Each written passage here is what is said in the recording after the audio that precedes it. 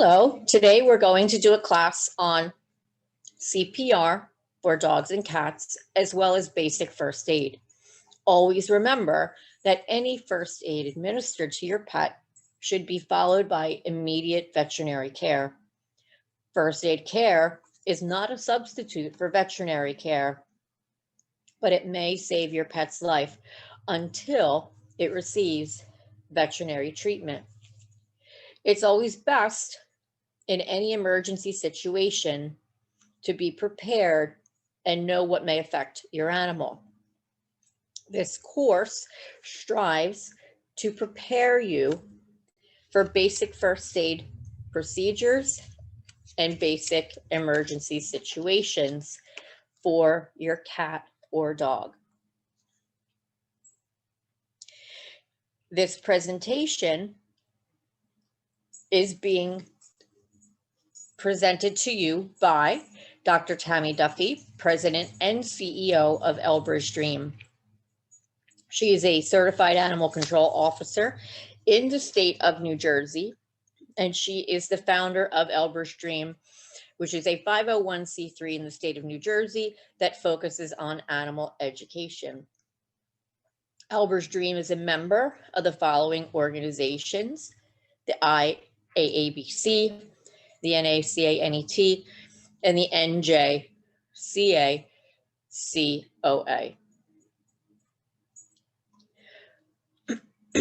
So let's start reviewing animal first aid. What is it? When is first aid to be administered? Why is first aid important? Who can administer first aid? And anyone watching this course today have any experience in first aid? So what is first aid? First aid is the immediate treatment of injured animals or those suffering from sudden illness. Why is it important? First aid aims to preserve life, to reduce pain and suffering, to prevent the situation from deteriorating, and to promote recovery. Before administering first aid, assess the situation for danger to yourself or others. Injured animals are always in pain and may bite. Make sure that the animal is correctly restrained before handling or lifting. Never put yourself or others at risk. What can be done by people other than veterinary surgeons or vets? The owner of an animal or an agent of the owner may give medical treatment to an animal. Also, laypersons, not qualified vets or nurses, may carry out certain minor procedures on animals. Schedule 3 of the Veterinary Surgeons Act states that in an emergency, anyone may give first aid. What procedures come under the heading of first aid? Providing what is done in order to save the animal's life or to stop its pain and suffering, and is done as an interim measure until a vet can be obtained. It is unlikely that, in most cases, there will be subsequent argument that what has been done has gone beyond first aid. So we can classify emergencies at different levels. We look at them as life-threatening emergencies, those emergencies that need prompt attention, and minor emergencies. So a life-threatening emergency would be one that required an immediate action. Emergencies requiring prompt attention is where life is not immediately threatened. And a minor emergency could be just being able to get telephone advice from someone more qualified to make the animal comfortable. So some life-threatening emergencies could be if an animal becomes unconscious, if they collapse and become dyspneic or cyanotic, if they're severely bleeding or hemorrhaging, if they have a severe burn, if they've been poisoned by a snake or a plant or a snake bite. So to understand what's life-threatening, you need to understand what is normal. So if we look at vital signs, temperature, respiratory rates, these are the normal for cats, puppies, small and large animals. And as you can see, for a cat, the pulse beats per minute is 120 to 140 per minute. For puppies and small dogs, 100 to 160. For larger animals, their pulse rate would be 70 to 120. Respiratory rates per minute range between 16 and 40, depending on the size of the animal and type of animal. And body temperature is anywhere between 101.5 to 102.5.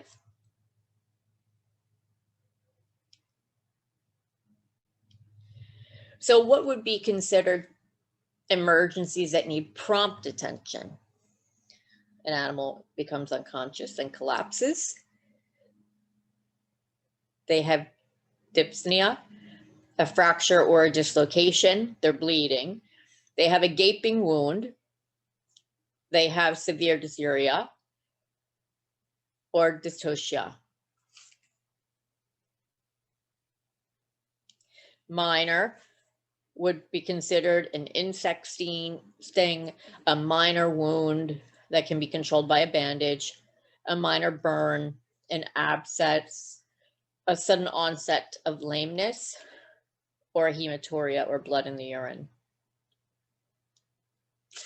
Today, we will describe the 3 ABCs of CPR and the 3 reasons why an animal may need CPR.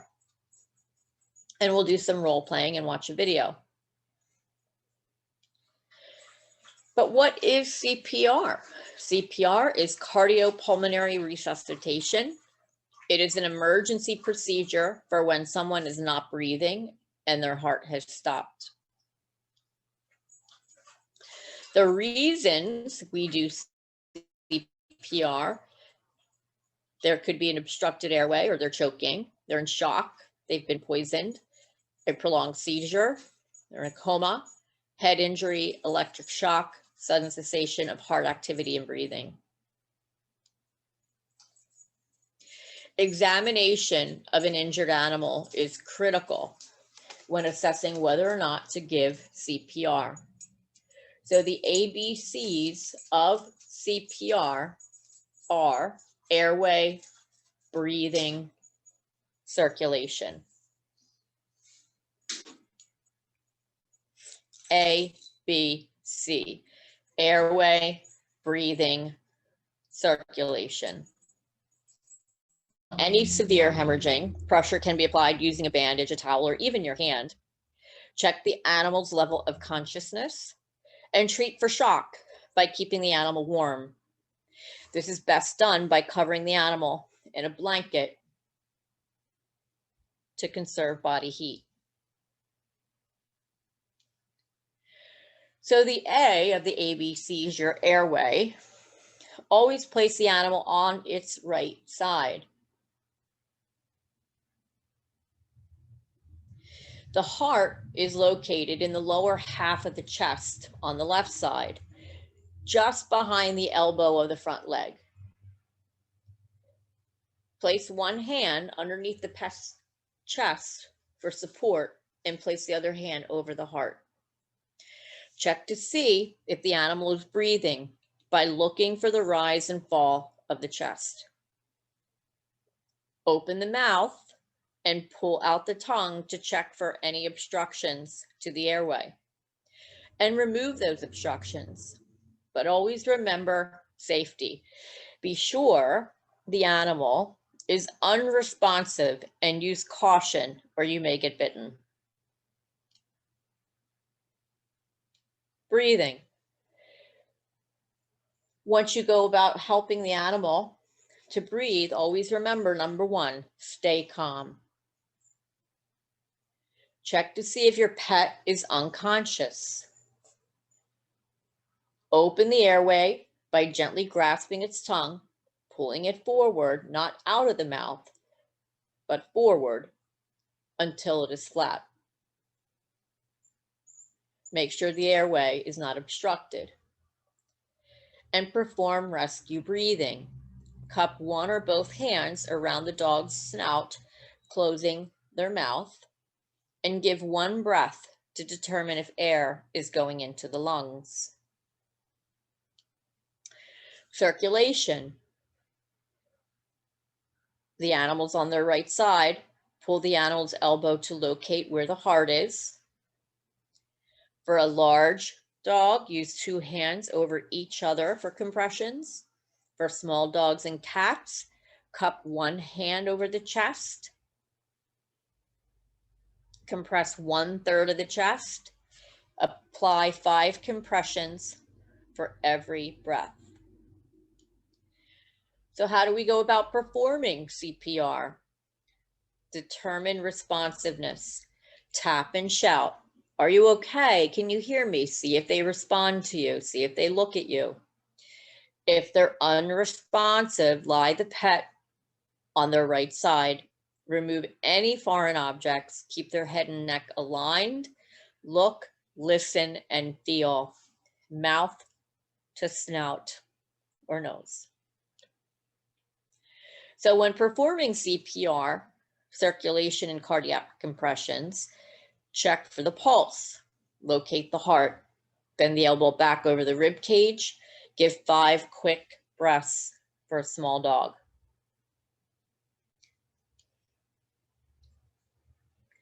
Start compressions, 15 to 10 seconds or 100 to 120 per minute.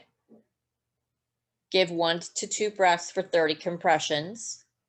Remember compressions, 1/3 to 1/2 of the chest width. And give an abdominal squeeze. Repeat the cycle. We're going to show you a video now that will go over step by step of CPR.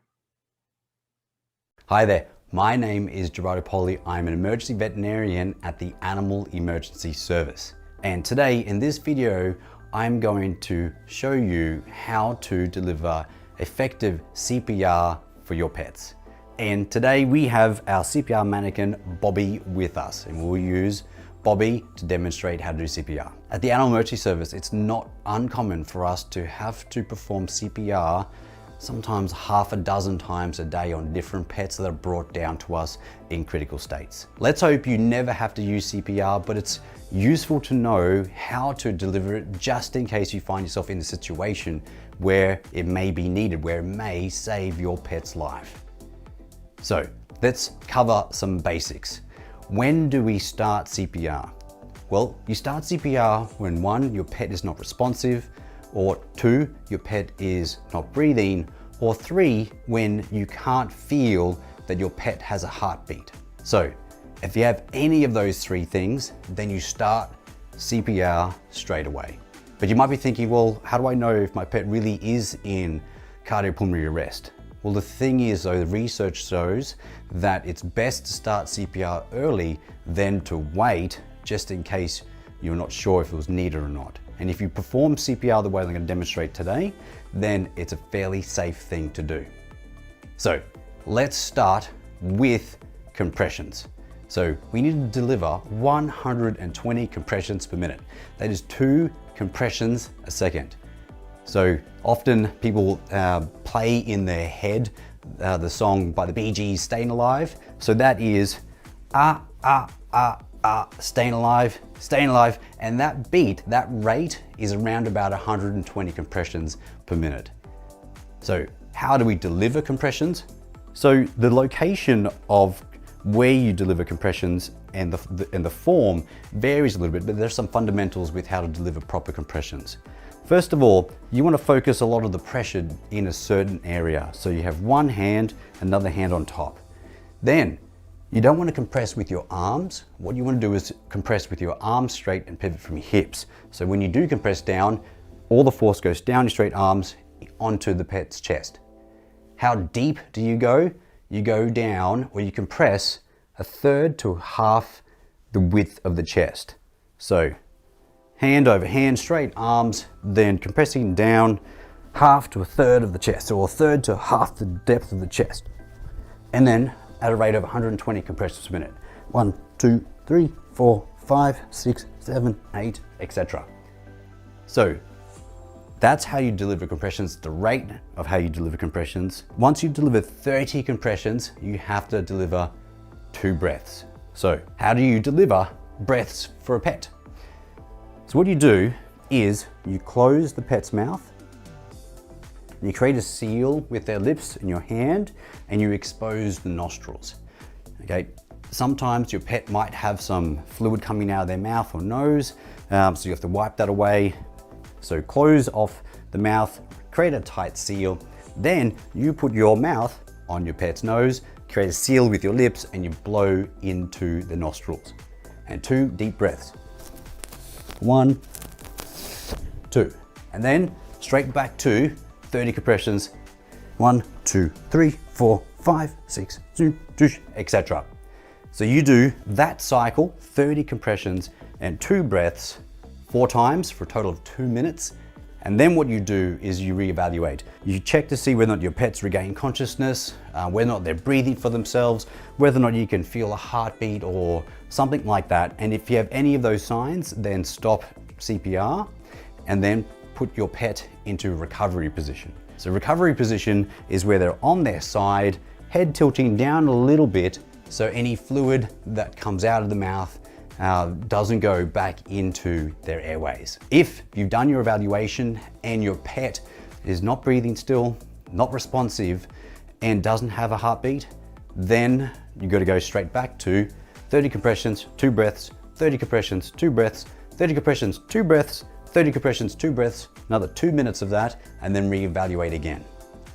So there are some ways, there are some variations on how we deliver chest compressions to different size patients, because not all pets come at the same size. It's the same with humans. You have babies all the way up to large adults. Compressions vary a bit. So when it comes to large breed dogs, so let's say this is a 40 kilo Rottweiler or a 30 kilo Labrador. So a large breed dog with kind of a round chest where they're kind of the same width as height.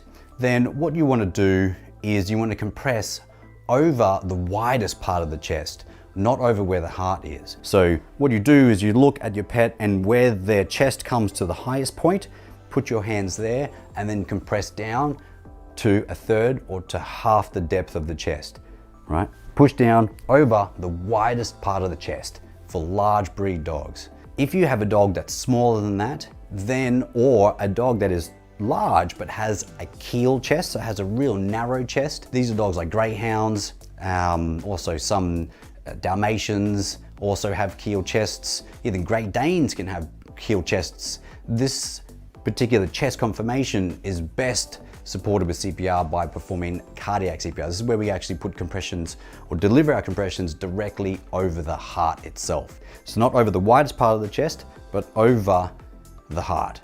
And where's the heart? What you do is you get your pet's elbow or leg and you bring it back to the chest, and then where that elbow touches the chest, that is where you would do compressions. So instead of being right back over the widest part, it is over the heart itself, and then you deliver your 30 compressions, 2 breaths, etc. So what happens if you have a smaller breed dog, like a little Staffy, or maybe even like a Jack Russell or something like that? You would still deliver those chest compressions over where the heart is. So bring the elbow back to the chest and compress over there. So keel chested dogs or dogs less than 25-ish kilos, then what happens is you'll compress directly over the chest. If you've got a cat or an even smaller dog like a Chihuahua, then what you may do is circumferential compressions. This is where You wrap your hands around the chest. So that one hand is going around the back. This hand is coming from the chest. And then with your thumbs, you're compressing over the heart, but with your hands circumferentially around the pet, going to a depth of 1/3 to half the depth of the chest. Finally, if you have a dog which has a barrel chest, so this is ones where they are wider than they are in depth. So bulldogs are a classic example. With those patients with that conformation of chest, we put them on their back and we deliver chest compressions over the sternum, same as what you would probably do for a human. So on their back and compressions over the sternum, 2 breaths, and so forth. And you still compress down to 1/3 to half the depth of the chest.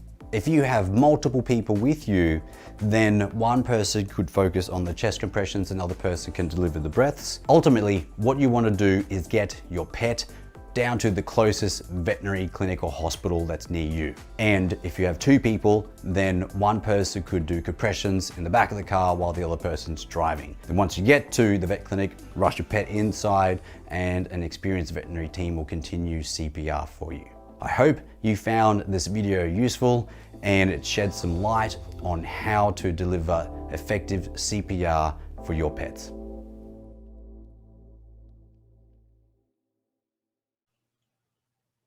So you would check the animal's pulse before starting CPR. Apply pressure with 2 fingers to the animal's femoral artery, which is inside the animal's back leg.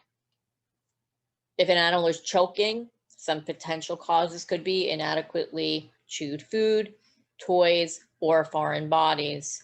Some of the symptoms of choking: wheezing, they may paw at their face or become very restless. One can perform the Heimlich maneuver or do some back blows to an animal to assist them if they are choking. For an unconscious animal, you can do some rib cage thrusts or use your finger to carefully sweep the mouth for objects. So when doing the Heimlich on a large dog, like you see here in this photograph, would straddle the dog from behind, wrap your arms around the dog as you see in the picture, and place your fist just behind the last rib in the center of the animal. Push sharply up and forward in several quick movements and repeat several times until their airway is open. You can also give some blows to the back 4 and 5 times.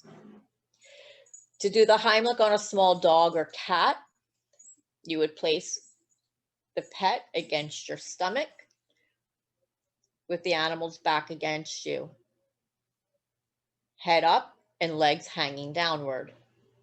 Create a fist with one hand, placing it under the last rib in the hollow, just under the rib cage, and press the fist inward and upward simultaneously, quickly and firmly, and repeating as necessary.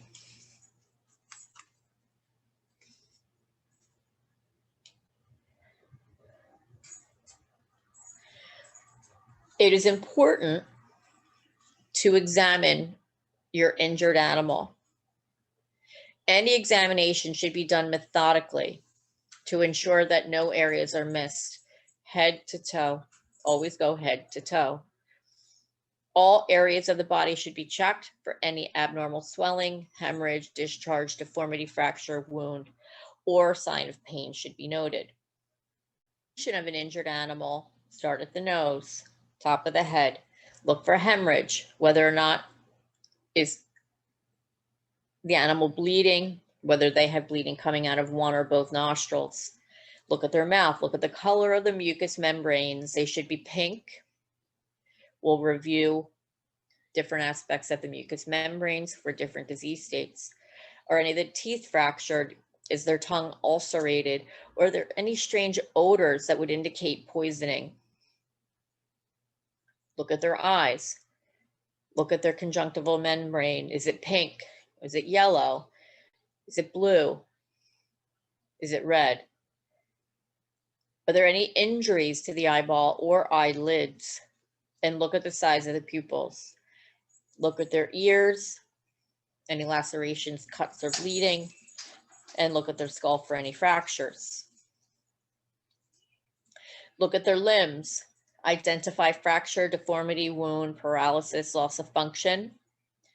Their rib cage, their abdomen, look for bruising or swelling, which could indicate internal bleeding. Look at their spine for deformities, dislocations, or fractures. Their pelvis, the same thing. Look for fractures or deformities. Look at their perineal region. Their tail, whether there's any voluntary movement.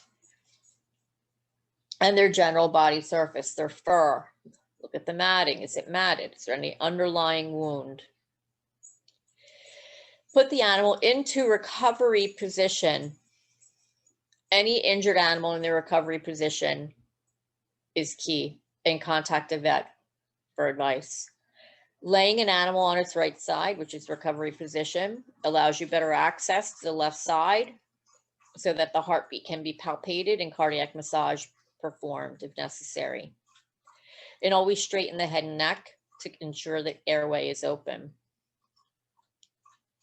Pull the tongue forward and to one side of the mouth, right? This again opens the airway and allows any secretions, vomit, saliva, etc., to drain away. Remove a collar or a harness that they may have. This ensures that the animal's airway is not restricted. And check the heart and pulse rate. This lets you know if the animal is alive and also whether there are problems with any circulation. Check the breathing rate. This lets you know when the animal is breathing or not, and therefore whether artificial respiration is necessary. Slow or fast breathing rates can also indicate different conditions. Fast breathing could be due to heat stroke. Check for signs of bleeding. This lets you know if there are any serious wounds and needs. This allows you to know if there are any serious wounds that need dressings immediately. Bleeding also tells you the animal is alive. Check the body temperature. Low temperature could be due to shock or hypothermia, and high temperature could indicate heat stroke. Check the state of the limbs. Look for fractures or wounds. Check the level of consciousness. This is done by checking reflexes. Knowing whether an animal is conscious or unconscious is important and will need to be reported to the vet. Check the color of the membranes. Normal millimeter color of the membranes. Normal membranes are pink, pale, can indicate shock or blood loss. Blue could indicate a problem with getting oxygen, and red can indicate infection. Check for signs of unusual odor. Unusual smells can indicate the cause of collapse. The smell of pear drops can be a sign of diabetes. A sweet smell could be caused by antifreeze, a poison that is attractive to dogs. Rules of first aid: don't panic. Maintain the airway, control hemorrhage, contact a vet as soon as possible. Advice for pet owners: keep the name, address, and phone number of your vet next to the phone and on you if you're out with your pet. Keep a pen and paper by the phone and on you to take down instructions if necessary. Don't arrive at the practice without telephoning first. Keep a pet first aid kit at home and when you're traveling with your pet. What should a pet first aid kit have? Bandages, tweezers, sterile eye wash, roll of cotton wool, sterile wound dressings, a muzzle, swabs, nail clippers, round-edged scissors, antiseptic wash, salt to clean wounds. Mix 1 teaspoon of salt to 1 pint of water, thermometer and lubricant, and sticky tape. The address and telephone number of your vet practice, a leaflet containing basic first aid advice, What should also your first aid kit have? Address and telephone number of your vet, a leaflet, or an app on your phone. The American Red Cross makes a beautiful app that gives basic first aid advice, a dog lead or a collar, and a blanket.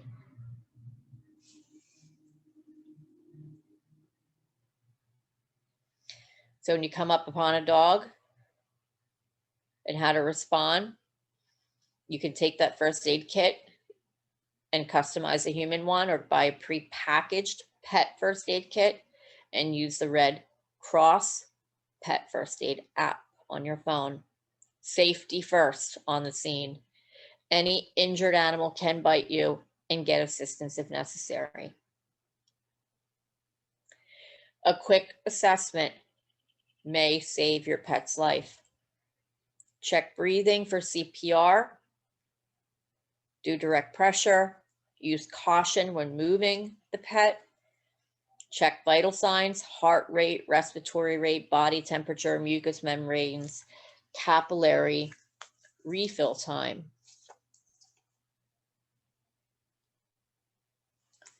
So if we look to identify whether or not an animal is in shock, right? Shock is when insufficient circulation is getting to the vital organs. Some symptoms of shock could be increased heart rate, increased respiratory rate, decreased temperature or decreased pulse quality. The mucous membranes may be red or pale, and the capillary refill time would be slow. So capillary refill time is the time it takes for the small blood vessels in the gums to refill with blood after you press them for a few seconds. A normal CRT is 1 to 2 seconds.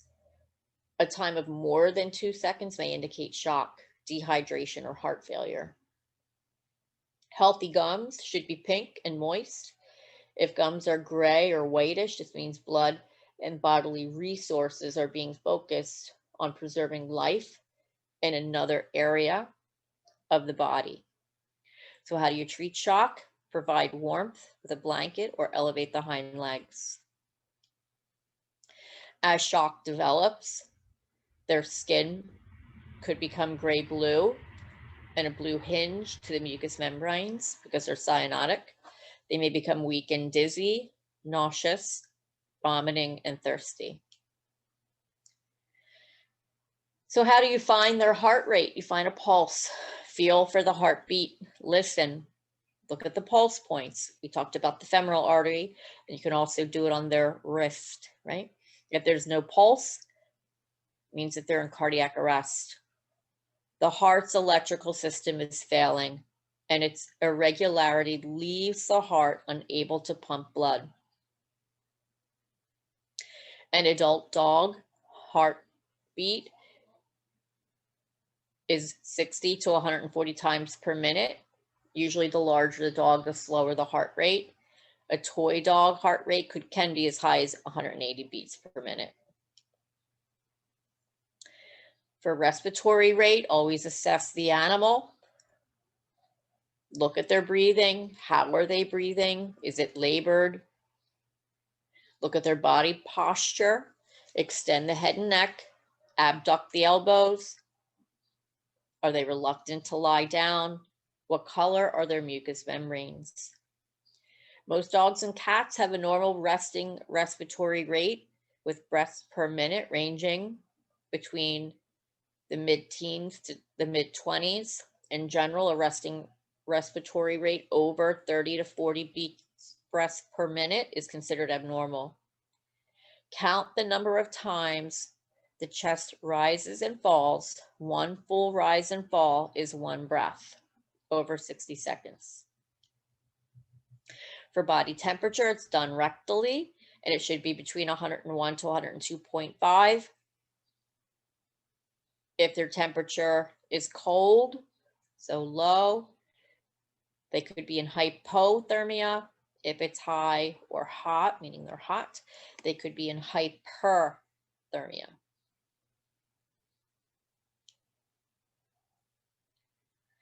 So the mucous membranes, pale or white could mean they're anemic. They're blue or cyanotic, like you see here.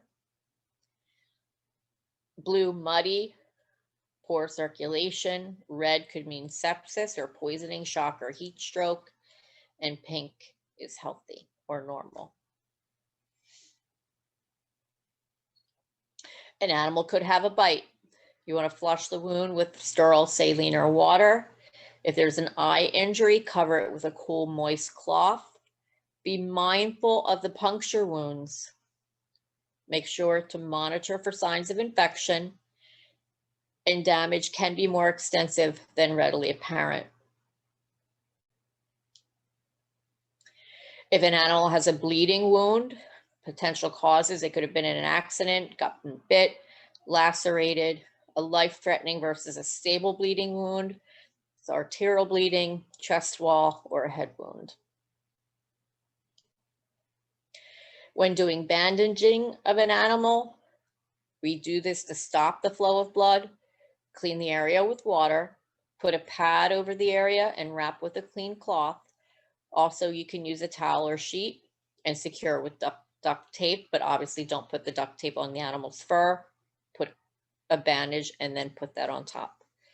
Never put ointments on a wound unless directed to do so by a vet. Maybe an animal has a torn ear. You want to try to bandage their head so that they're not shaking their head and making things worse. Sometimes you can even use the roll within the roll of tape to help you make a more secure wrap for the head to make the animal feel more secure. If an animal has a torn nail, you can remove the torn nail by pulling it out. Do not cut it. You can use powders or sticks to stop the bleeding and apply a bandage to control bleeding and prevent contamination. We thank you for attending today's course. If you have any questions, please email us at tammy@elbrastream.com. You can also go to our website where this course will also be posted, and look at the website for other animal education, and our Facebook page at Elbra's Dream, where we post numerous free courses for you to take to learn about animal safety. Thank you and have a great day.